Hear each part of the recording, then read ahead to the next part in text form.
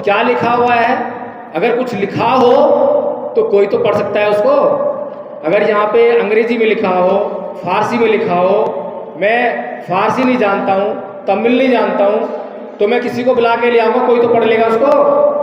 कहीं पर लिखा होगा, किसी भी तरीके से लिखा होगा तो मैं पढ़ लूँगा या कोई पढ़ लेगा, लेकिन कहीं लिखी ही नहीं है तो कोई पढ़ेगा कैसे? और लोग बोलते हैं जाओ ज्योतिषी को हाथ दिखा के आओ, हाथ में तुम्हारे क्या लिखा है, तुम्हारी कितना जीवन है, तुम्हारे जीवन में क्या क्या होगा, कितनी शादी होंगे, कितने बच्चे होंगे, बोलते हैं ना।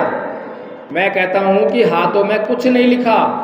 कहाँ लिखा है? यहाँ लिखा है, हर किसी के दिमाग में लिखा है। जब आप किसी भी व्यक्ति को देखते हो और जब उसका गुस्सा उसके सर पे, चेहरे पे होता है, तो आप पहचान लेते हो ना उसको कि ये गुस्सा कर रहा है। तो जब प्यार से बोल रहा होता है, मीठा होता है, तो क्या बोलते हो? ये गुस्से में नहीं है, शांत है, करते हो ना। तो हर किसी का लिखा हुआ कहाँ पर है? यहाँ पे दिमाग में, उसके चित्त में है। चित्त में क्रोध है, चित्त में काम है, चित्त में राग है, चित्त में द्वेष है, सब कुछ चित्त में है। तो जो योग्य व्यक्ति होते हैं वो चित्त को पढ़ लेते हैं, शकल देख बताते हैं कि इसके चित्त में क्या क्या है, कितना राग है, कितना द्वेष है। हम लोग कभी ये नहीं कहते कि बुद्ध में शक्ति है, बुद्ध की मूर्ति है यहाँ पर, हमने कहा है कि शक्ति है इसमें, कभी नहीं कहते। बुद्ध तो है ही नहीं, लेकिन बुद्ध का जो ज्ञान है, जितनी बातें हम आपसे कर रहे हैं, उनमें शक्ति है। उनको व्यवहार में लाएंगे तो हमारे कलेश मिट जाएंगे, उनसे हमारा जीवन सही चलने वाला है।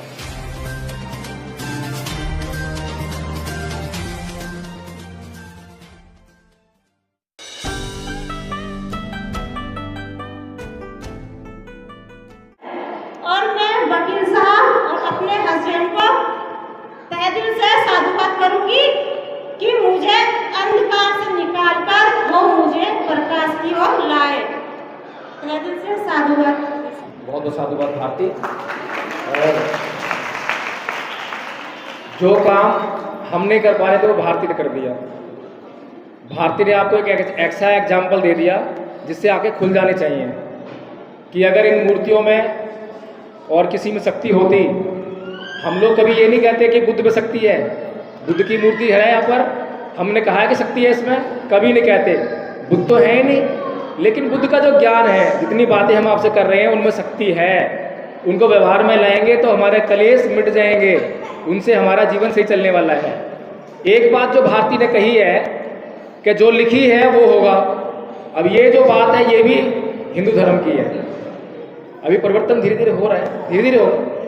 तो क्या लिखा हुआ है? अगर कुछ लिखा हो तो कोई तो पढ़ सकता है उसको।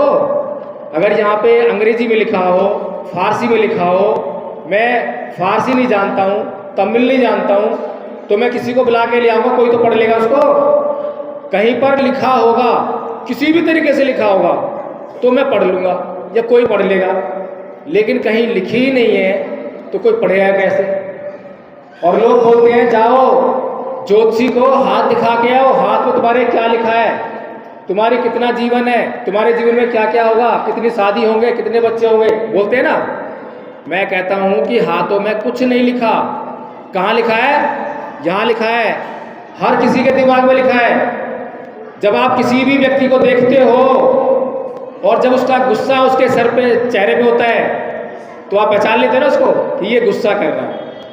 तो जब प्यार से बोल रहा होता है, मीठा होता है, तो क्या बोलते हो? ये गुस्से में नहीं है, शांत है, करते हो ना।